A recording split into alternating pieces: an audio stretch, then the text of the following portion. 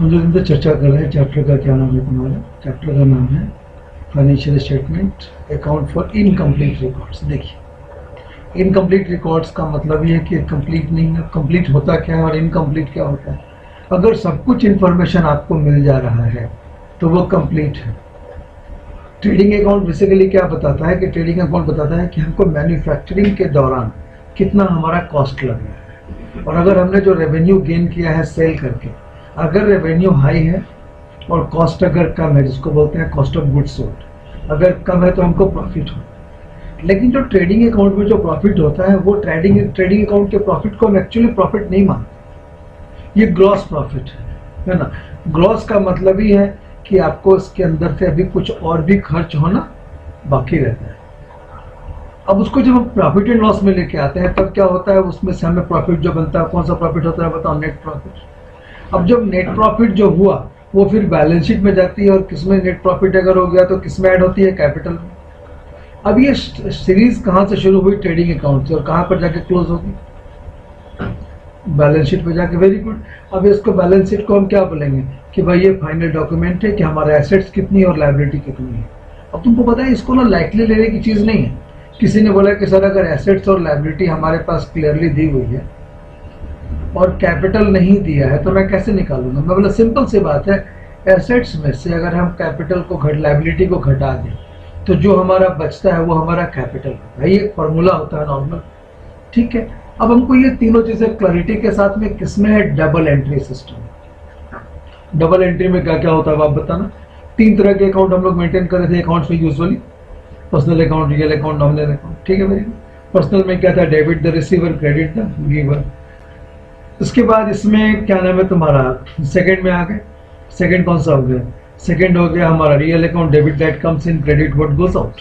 Third हमारा कौन सा हो गया? थर्ड हो गया हमारा nominal account, all losses, all expenses, all debits and all income and all gains call credit. Very good. अब ये तीनों आगे मगर इसमें जैसे हम आते हैं तो इसमें देखिए लिखा हुआ है double entry system of accounting पढ़ा है। Accounting to this both the aspects of transactions are recorded. अब हो गया दोनों एस्पेक्ट्स रिकॉर्ड होते हैं। Another system of recording is the single entry system. अब इसका क्या होता है? Both aspects are not recorded. लो बात है। अब unlike double entry system in the single entry system no set rules are followed. इसमें डबल एंट्री की तरह इसमें सेट ऑफ रूल्स का फॉलो नहीं होता। Even the books of the account to be maintained are not certain. Usually under this system the cash book and personal ledgers are maintained and real and nominal accounts are not maintained. If you are keeping in mind, तो question आपको आ जाएगा which books are maintained? Cash book and personal ledgers, but the real and nominal accounts are not maintained. Real तुमको पता चल गया, purchase sale हो गया, nominal हो गया, खर्चे हो गए, लॉसेस हो गए। In this system because both the aspects of transaction not recorded, इसलिए इसको क्या नाम दिया गया? इनकम्प्लीट रिकॉर्ड सिस्टम आ गया या single entry system of accounting हो गया। Sometimes account that had been maintained on double entry system में बी रेंडर्ड इनकम्प्लीट बिकॉज कभी कभी ऐसा नहीं है, डबल वाला भी इनकम्प्लीट इंफॉर्मेशन देता है। अब जैसे कैसे हो गया? सर्टेन इवेंट्स हो गया, fire, flood, earthquake, recording accounting records that are not maintained according to the double entry systems are known as the accounts from home. तो पहले ये डेफिनेशन आपके दिमाग में मुझे बताना जरूरी है, ठीक है। Next now we are coming, हम इसमें क्या पढ़ने जा रहे हैं? Single entry account from incomplete records, profit loss by the conversion. अब इसमें बुलेट निकालेंगे ए सर्टेन ऑफ प्रॉफिट और लॉस। ये पहला मेथड हो गया, ये लो माइंड में। फर्स्ट मेथड का क्या नाम हो गया? बोला प्रॉफिट एंड लॉस को हो गया। दूसरा हो गया मेथड्स आ गए सारे। अब हम इस पर सीधे सीधे जब हम बात करेंगे टॉपिक वाइज बात शुरू करते हैं। डेफिनेशन हमको लगता है दोबारा बताने की जरूरत नहीं है। अब बोला गया यहाँ से अगर मैं फीचर्स की बात करूं तो बोला गया the feature of single entry.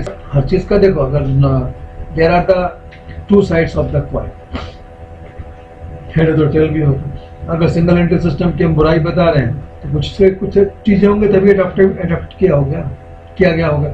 अब सुटेबिलिटी किसके लिए? स्मॉल बिजनेस के लिए, जैसे सोल ट्रेड। आ जाओ, बहुत इंपॉर्टेंट डिस्कशन कर रहा हूँ, that again you will be getting report. आ जाओ। सेकेंड वी आर गोइंग, अच्छा, limited companies due to the legal provisions, इसके लिए ये बात cannot maintain accounting of the single entry system. मैं वही बात कर रहा हूँ, इनकम्प्लीट को क्लोज कर रहा हूँ। ध्यान से देखो। अब आते हैं सुटेबिलिटी। दूसरा क्या है? जनरली स्ट्रिक्टली बैठ जाओगे, ढीला मत करना। Generally a cash book is prepared in the system in which business as well as private transactions are। अब इसमें बिजनेस के भी खर्चे मिक्स्ड हैं और प्राइवेट खर्चे भी मिक्स हैं। अब उसको अलग करना है, एक अलग सरदर्दी हो जाएगी, लेकिन मेंटेन उसी में करना।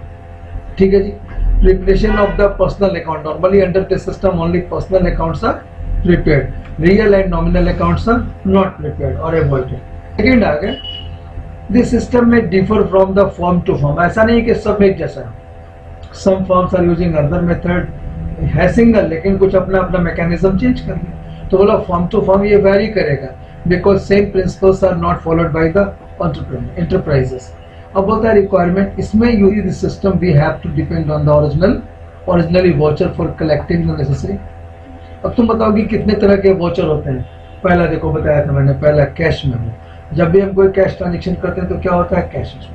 अगर हमने क्रेडिट लिया है, क्रेडिट परचेज किया है तो बिल होगा, इनवॉइस था, बिल इनवॉइस। जब वो पैसा लेके आया तो रिसिप्ट था कि नहीं, रिसिप्ट। तो इस तरह के जितने भी वॉचर है, बैंक में पैसा जमा किया तो पे इन स्लिप था, डीडी चेक, सब कुछ ये क्या है, वाउचर्स है। तो बोला गया वाउचर्स के आधार पर ही होता है। अब देखो, अब देख लो, आप 2 बजे पहुंचे हो, 2:08। अब हम आ गए, in this absence of all nominal and real account the final accounts can not be prepared easily. अभी जब नहीं है तो मुश्किल है। Now it is possible converting the available information into, और दूसरा missing amounts are determined, then trading in profit loss account is, पहले तो कन्वर्ट करेंगे, फिर मिसिंग को लेंगे, फिर ट्रेडिंग बनाएंगे, फिर प्रॉफिट लॉस बनाएंगे, तभी इसका क्या हो सकता है, फाइनल अकाउंट्स बन सकता है। अब amount of all assets and all liability can also be computed from the, अब तुम बताना जब तक ऐसे, अब तो लिखा हुआ है नॉर्मली, अगर मैंने एसेट्स का अलग अलग नहीं बनाया डिटेल तो कैसे बनेगा।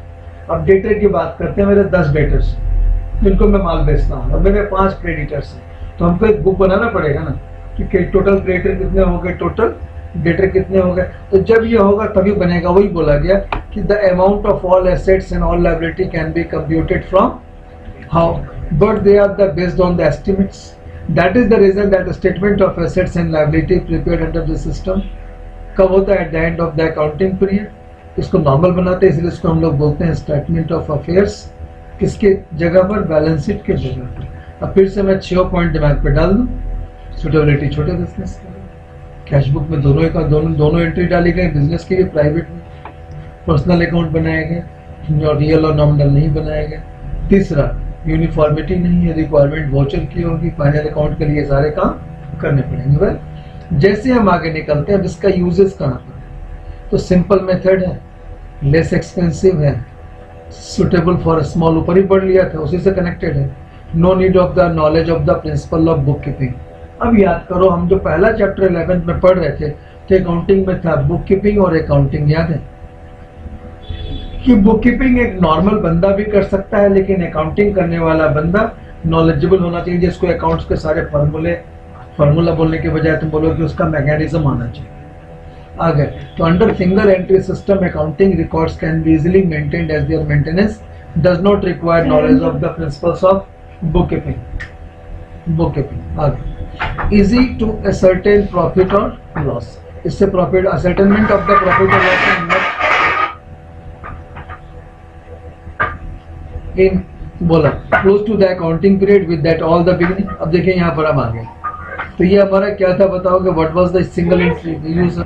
सेकेंड आ गया हमारे पास में limitations of the single entry system.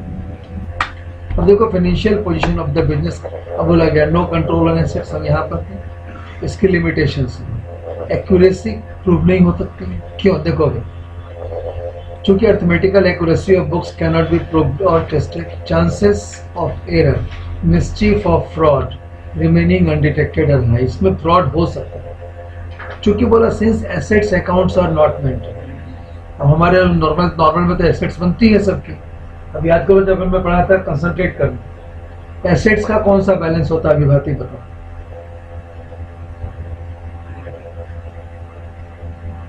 किसी अगर अंधे टीचर ने पढ़ाया होगा तो चश्मा कम से कम तुम लगाना।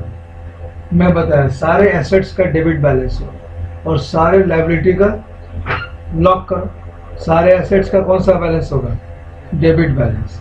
डेबिट, और सारे लाइबिलिटी का कौन सा होगा, क्रेडिट। अब मेरी बात का एक मैं एग्जांपल दे रहा हूँ। कैश बुक बनाते हैं तो कैश बुक में हमेशा डेबिट का बैलेंस होगा, एसेट्स का हमेशा बिल्डिंग होगी, मशीन होगा, सबका कौन सा बैलेंस होगा, डेबिट। लेकिन कैपिटल का क्रेडिट बैलेंस होगा, लोन का लिया गया है तो क्रेडिट बैलेंस होगा, क्रेडिटर का क्रेडिट बैलेंस होगा, डेब्टर का डेबिट बैलेंस होगा। ये दिमाग में छोटी बातें हैं जो जैसे ABCD पढ़ते हो तो याद रखना है, कंसंट्रेट यार, कोई बात नहीं। अब देखो यहाँ पे बोला, चूंकि इसमें एसेट्स अकाउंट मेंटेन नहीं है, it may be difficult to keep full control in order to avoid misappropriation of assets. कभी कभी दिक्कत आएगी, उसका मिस एप्रोप्रिएशन है। True profits can not be known, क्योंकि ट्रेडिंग इन प्रॉफिट लॉस में मैंने क्या बताया कि ट्रेडिंग में बनाने का खर्चा, मैन्युफैक्चरिंग का खर्चा निकल जाता है, और प्रॉफिट एंड लॉस में उसके बाद के खर्चे होते हैं, यहाँ तो है ही नहीं। Hence the correct profit earn और लॉस सफर ड्यूरिंग द, वो नहीं हो पाता। तीसरा आ गया balance sheet called statement of affair under single entry system is prepared in an unsatisfactory manner. The assets and liabilities are not provided from record but are put down by physical inspection और estimated. अब देखो लिखेंगे, उसको inspection करते हैं और वो भी एस्टिमेट ही लगाना है। तुम बताओ एक्चुअल वैल्यू और एस्टिमेटेड वैल्यू में क्या फर्क है? Sir actual value is the real value of the market price और whatever, but estimated may be higher और may be lower also. So hence the balance sheet can not be drawn up with the view to ascertaining the true financial position. अब हम आते हैं आपके पास में पांचवा आ गया, नो इंटरनल चेक, क्योंकि method gives enough room for errors and इसके अंदर में तो बहुत सारे जो छोटी कंपनियां चलाते हैं जिनको लगता है कि हम कुछ पैसे गवर्नमेंट से चोरी कर सकते हैं, वो यही रखते हैं, वो डबल एंट्री करते हैं। ठीक है, सेकेंड आ गया। अब तुम छोटी सी बात होता है ना कि एक रेडी पर रोज के 10,000, 15,000, 20,000 का सेल है, तो 20,000 का सेल है तो महीने का 6 लाख का सेल हुआ कि नहीं, साल का 72 लाख का सेल हुआ कि नहीं। अब उसको आइडिया है कि अगर मैंने जिसका अकाउंटिंग करना शुरू किया तो मुझे अपनी प्रॉफिट दिखानी पड़ेगी, प्रॉफिट दिखाऊंगा तो एसेट दिखाना पड़ेगा, तो गवर्नमेंट को मुझे टैक्स देखना पड़ेगा, वो बनाती नहीं। इसलिए बोला कि इसमें बहुत ज्यादा जगह है फ्रॉड की, besides the detect the difficult. अब बोला the records being inadequate it is difficult to value business. इसमें गुडविल नहीं, स्पेशली गुडविल की वैल्यू निकालना मुश्किल होती है। Inadequate for the planning and control, because accounting information जो है इसमें इनएडिक्वेट मतलब इनएप्रोप्रिएट है, जिसको आप बोल सकते हो प्रॉपर नहीं है, तो इसके प्लानिंग और कंट्रोलिंग कर भी नहीं सकते। नेक्स्ट आ गया इनकम्प्लीट है, और लास्ट में कंपैरेटिव स्टडी इज डिफिकल्ट। तो ये अब 3 चीजें हमने बताया आपको। क्या बताया मैंने? यूजेस है ना, और उसके पहले मैंने क्या बात किया, इसके फीचर्स। कैश बुक बनेगा तो ये बनेगा तो वो बनेगा, क्या क्या बनेगा। अब क्यों बनाया, फीचर्स आ गए, लिमिटेशंस आ गई। जैसे लिमिटेशंस आ गई तो ये आपको थियरी इसका क्लोजर हो गया कि what is the single entry system, इसके feature, limitations and benefits. Benefits कौन उठा रहा है? छोटी कंपनी। अब हम आ रहे हैं टॉपिक 2 आ रहा है, ascertaining it from the incomplete record. 2 method बताए, क्या लिखा है? एसर्टेनिंग क्या बोला मैं? प्रॉफिट्स और लॉस, और दूसरा क्या था? कन्वर्जन में। अब देखिए पहले हम आते हैं, the main purpose of any business is to earn profit. Every business owner therefore is desirous to know whether they have earned profit or incurred loss. ये नहीं है, इसका मतलब कोई भी बिजनेसमैन को ये जानना जरूरी है कि हमने प्रॉफिट कमाया या लॉस कमाया। In fact, to a certain profit or loss becomes all the more essential if the business happens to be a partnership firm, because the partners have to share the profit of the at the end of the each accounting period. Then the question arises as to how a certain profit when the accounting records are। अब बोला सबसे पहले profit और loss निकालने की जरूरत कब पड़ेगी? जब ये पार्टनरशिप फॉर्म होगा। रीजन क्या है? पार्टनरशिप फॉर्म में eight the end of the year क्या निकालना पड़ता है? भाई तुम्हारा शेयर कितना और मेरा शेयर कितना। अगर प्रॉफिट है तो तेरा इतना, मेरा इतना, लॉस है तो तू देगा इतना, मैं दूंगा इतना।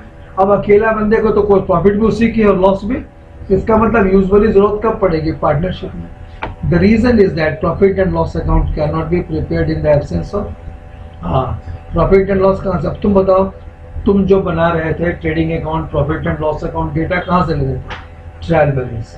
तो हमने रीजन था, याद करो, सीरीज याद करो। पहले जर्नल, लेजर, ट्रायल बैलेंस, फिर trading account, profit and loss account, फिर बैलेंस शीट। यही था ना? अब आगे, in the such situation there are the two method, पहला हो गया नेटवर्थ मेथड और स्टेटमेंट ऑफ अफेयर मेथड, और दूसरा हो गया कन्वर्जन। बोलो नाम, मेथड का नाम बताओ। नेटवर्क मेथड, या इसी का नाम है स्टेटमेंट ऑफ अफेयर मेथड, और दूसरा हो गया conversion method. Now trying to teach you what exactly this is. A statement of affair is a statement of all assets and liabilities, and the difference between the amount of two sides is taken as a capital. अब हमने आपको formula पहले भी बोला था कि अगर assets में से लायबिलिटी हटा देंगे तो क्या बच जाएगा, कैपिटल, और कैपिटल में अगर लायबिलिटी जोड़ देंगे तो क्या बन जाएगा, टोटल एसेट्स। और अगर मैं क्या बोलते हैं, कैपिटल इन दोनों को जोड़ा, अब मुझे अगर लायबिलिटी निकालनी है तो कैपिटल को एसेट्स में से घटा देंगे तो क्या निकल जाएगा। अब नंबर में बात करते हैं। मान लो हमारा एसेट्स 10 लाख है और हमारी लायबिलिटी 8 लाख, तो हमारा कैपिटल कितना हुआ, 2 लाख। अब इस बार हमको लायबिलिटी नहीं पता है, हमें एसेट्स 10 लाख पता है और हमें कैपिटल 2 लाख पता है, तो लायबिलिटी कितनी है। तो बोलेंगे सर कैपिटल को इधर ले आए तो माइनस हो गया, इधर हमने प्लस हो गया, तो अब 10 में से 2 घटाए तो फिर लायबिलिटी 8 लाख निकलेगी, नहीं निकल गई। अब तीसरा, तुम्हें कैपिटल 2 लाख पता है और लायबिलिटी 8 लाख पता है, तो ये उधर जाके प्लस हो के 10 लाख हुआ कि नहीं। तो फॉर्मूला तो यही है, कैपिटल बराबर total assets minus total liabilities. ठीक है, अब हमने बोला for ascertaining profit in the capital, अगर हमको करना है तो beginning of the year must be also be ascertain. तुम बताओ विभाती कि अगर मैं इस साल मैंने कितने पैसे कमाए, तो पूछोगे ना कि शुरू में तुम्हारे पास कितना पैसा था, तब ना पता चलेगा प्रॉफिट हुआ है कि नहीं हुआ है। बोले इतना भाई, तेरे पास शुरुआत जब किया तो कितने पैसे से शुरू किया, अगर वही नहीं पता है तो बोलो मैंने शुरू में 1 लाख से शुरू किया, अब तेरे पास कितना है, बोला 3 लाख, बहुत बढ़िया। लायबिलिटी कितनी देनी है मार्केट की, बोला 1,25,000, घटा उसको, कितना बच गया, 1,75। बोला पहले तूने कितना लगाया था, 1 लाख घटा तो 75, तेरी प्रॉफिट हुई कि नहीं हुई। ये इसका तरीका हो गया निकालने। But my point, so now we are covering this. अब हमने क्या बोलते हैं, देखो सबसे पहले बात करते हैं विभाती lavish adjustment for capital introduced. If the proprietor brought some additional capital during the year, it should be deducted from capital at the end. Now बोला, since this increase is not due to the profit but due to the fresh introduction of the capital. अब इसको हम theory में है, practical में बता दें। एक बंदा बोला मैंने शुरुआत में 1 लाख रुपए लगाए थे, अब मेरे पास 1.5 लाख है, तो बोला ये 50,000। बोला मैंने बाद में फिर 50,000 लगाए। अब तुमको ये पता चल गया कि ये पैसा मार्केट से नहीं आया, ये पैसा उसका ही है जो उसने एडिशनल कैपिटल के तौर पर लगाया, उससे ये पैसा बढ़ा है, ना कि प्रॉफिट से बढ़ा है। तो बोलोगे सही, तो एडिशनल कैपिटल है, इसी को बोले एडिशनल कैपिटल, तो ये आपको उसको हमको माइनस करेंगे तो ये पता चलेगा। सेकंड क्या बोलता है, ड्रॉइंग्स। अब बोला तेरे पास कितने पैसे पड़े हैं, बोला 70,000 रुपये, लगाया कितना था, बोला 1 लाख, तो तेरे को तो लॉस हो गया, कुछ निकालो बोला क्या पैसे खर्च करने के लिए, हाँ जी मैंने 30,000 खर्च किए थे। ओ तो तेरा अभी पैसा उसे कमाया नहीं हो, तूने लगाया था उसमें 30,000 माइनस कर लिया। अब 2 चीजें मैंने क्या निकाली विभाती, पहला निकाला एडजस्ट ऑफ एडिशनल कैपिटल है ना, और दूसरा एडजस्टमेंट ऑफ, लॉक हुआ होगा माइंड में पक्का बोलो। अब हम जैसे निकलते हैं, एक फॉर्मूला आता है यहाँ से, formula for the determining the profit is profit निकालने का फॉर्मूला लॉक करोगे माइंड में, देखो इसका फॉर्मूला लॉक करने का तरीका है। देखो first is the profit is equal to capital at the end. और मान लो लास्ट में कितना कैपिटल है, अच्छा जी तुमने कितना निकाले हो, मतलब 30,000, जोड़ो उसमें। अब क्या हुआ, हमारा निकल गया। तुमने एडिशनल कितने लगाए थे उसको माइनस करो, और तुमने शुरू में कितने लगाए थे ये माइनस करो। अब जब दोनों कर देंगे तो क्या निकलेगा। अब हम इसको एक न्यूमेरिकल वैल्यू से लेते हैं। बोला तुम्हारे पास अभी एंड ऑफ द ईयर चल रहा है, कितनी कैपिटल तेरे पास में, कितना पैसा बचा हुआ है, टोटल कैपिटल कितना है, बोला 3.5 लाख रुपये। बोला ठीक है जी, मैंने यहाँ क्या लिखा, 3,50,000। तुमने कुछ पैसे निकाले, बोला हाँ मैंने 50,000 खर्च किया, तो उसको जोड़ो, प्लस किया। अब हमने क्यों जोड़ा विभाती, लविश इसको इसलिए जोड़ा कि इसका मतलब दोनों को जोड़ने से उसके पास पैसा होना चाहिए था 4 लाख, क्योंकि उसने खर्च करा है 50,000, उसकी वजह से कम हुआ, उसको वापस जोड़ दी। ठीक है, बोला तूने शुरू में कितना कैपिटल लगाया, तो बोला 2 लाख, तो बिगनिंग वाला घटा दिया। फिर बीच में भी कुछ लाया, तो बोला हाँ 50,000, उसको भी घटा, और 2.5 लाख घटा है। अब हमारे पास कितना हो गया, 4 में से 2 गया तो 2 लाख उसकी क्या है, प्रॉफिट। अब मैं उल्टा ले रहा हूँ इसी क्वेश्चन को। शुरू में तेरी कैपिटल कितने थी, बोला 2 लाख। अच्छा जी, तूने बीच में कितना इंट्रोड्यूस किया था, बोला 50, तो जोड़ उसमें एक बार, 2.5 लाख हो गए। हाँ, तूने पैसे कितने निकाले, बोला 50, तो यहाँ कितना हो गया था, 2 लाख हो गया था। अब 50 उसमें से भगा दें, कितना होगा, आ गया। हमारे पास एंड ऑफ द बिगनिंग कितना था, 2.5 लाख था, 3.5 था, फिर 4 पर आगे के लिए आ जाएंगे। तो ये आपको उल्टा लेके चलेंगे तो भी वहीं पहुंचेंगे। अभी लॉक करो माइंड में ऐसे कि सर एंड कैपिटल में ड्राइंग जुड़ेगा और बाकी दोनों जो कैपिटल लगाए थे उसको माइनस करेगा। बोलो, रिपीट करो सेंटेंस। एंड कैपिटल में ड्राइंग में प्लस हो गया और शुरू के दोनों कैपिटल जो थे उसको लॉक हो गया। अब आपको कुछ क्वेश्चन ऐसे बनाने के लिए दिए गए। अब देखिएगा, कैपिटल एट द एंड पहले लिखो, at drawing the year less additional capital, फिर less capital in the beginning. हमारे पास जो भी होगा प्रॉफिट और लॉस बन के आ जाएगा।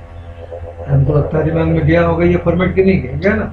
अब इसके क्वेश्चन हम धड़ाधड़ आपसे बात कर रहे हैं। देखिएगा, Ram maintains book on the single entry system, it gives you the following information. 1 April 2013 और 1 अप्रैल 2014। इसका मतलब ये तो एंड वाली कैपिटल हो गई और ये बिगनिंग वाली कैपिटल हो गई कि नहीं हो गई, निमिष बताओ, है ना। विभाती कितना है बेबी, एंड कितना था, शुरू वाला लास्ट वाला कितना था, और अभी लास्ट वाला इतना। तो हम बोलेंगे सर ये एंड कैपिटल है और ये बिगनिंग है ना। अब बोला उसने कितनी करी है, 19,200, और कैपिटल कितने डाले एक्स्ट्रा, 8,000। तो बोलो सर एंड कैपिटल लिखेंगे 16,600, उसमें ऐड करेंगे ड्राइंग्स कितने 19,200 ऐड करेंगे, माइनस करेंगे 8,000 और ये 60,000। देखो आपने बनाया, जोड़ा कैपिटल उसमें जोड़ा, आगे इतना 8,000 उसमें लेस कर दिया कैपिटल और शुरू वाले। अब प्रॉफिट कितनी हुई है बिजनेस में। अब मैं इसी को उल्टा ले रहा हूँ, तो होता है कि प्रॉफिट 18,000 है और हमको एंड कैपिटल बता के दीजिए, हमको एंड कैपिटल नहीं पता।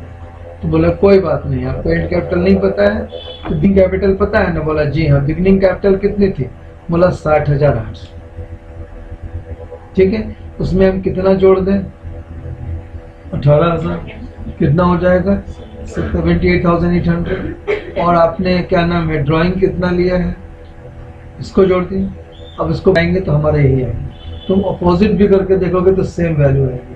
बिगिनिंग का दिया है तो एंड निकल जाएगा और एंड का दिया है तो अगर वो बढ़ रहा है तो प्रॉफिट, अगर कम हो रहा है तो यहाँ पर बढ़ा है ना। अब छोटा सा एक एग्जांपल लेते हैं कि बात, मान लो अगर बिगिनिंग का कैपिटल ही 90,000 होता तब तो लॉस ना हो जाता। मतलब भाई तो शुरू में 90,000 लगाया था और अब तुम्हारे पास में 78 है, ये तो कम हुआ है, पैसा नहीं हुआ है, क्योंकि शुरू वाला था तो प्रॉफिट दिख रही है। गॉट माय पॉइंट, ठीक है। इलस्ट्रेशन 2 देखो, Rani who keeps the book ACS till the capital 31 March को 18,700 और 1 अप्रैल को 19,200।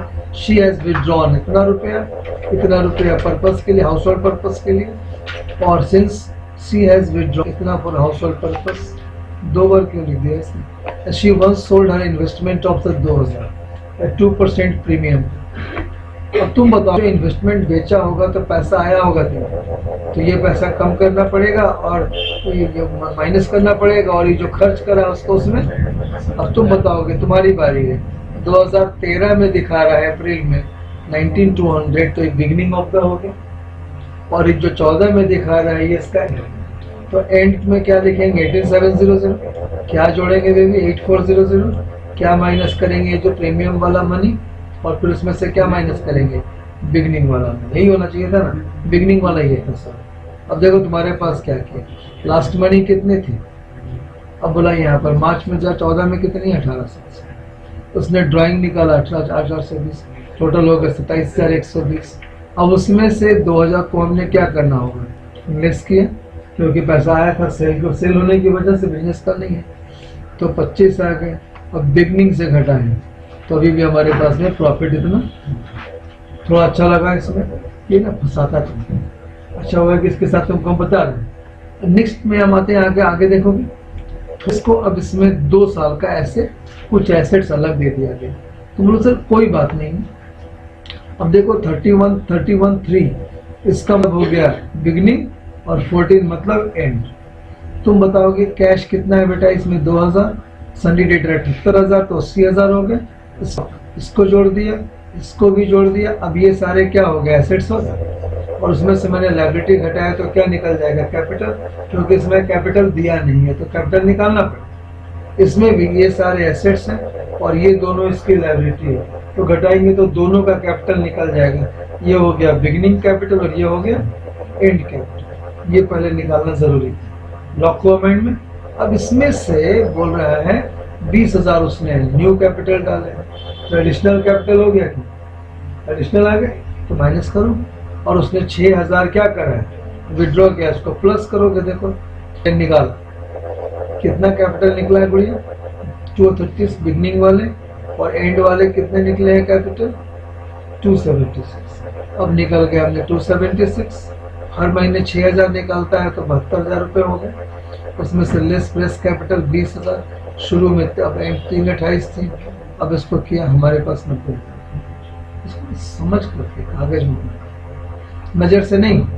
अब इसकी क्वेश्चन को देखो, इसमें भी इससे क्वेश्चन तो बोलो मैं सर समझ गए, इसमें सारे ये स्टॉक दिए हैं, ये दोनों, एक इसमें लायबिलिटी है, बाकी सारे एसेट्स। तो जब हम एसेट्स में से लायबिलिटी आएंगे तो क्या निकल जाएगा, कैपिटल।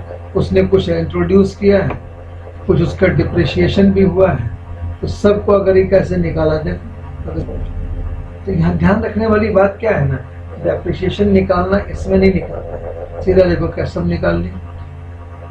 कैपिटल कितना निकल गया, 35,800, बहुत बढ़िया। अब इसका निकाला, कैपिटल कितना निकला, 61,000। अब हमने लिखा यहाँ पर 61,000, ड्राइंग थी 4,000, कैपिटल को घटाया 6,000। अब लेस कैपिटल शुरू वाला हो गया।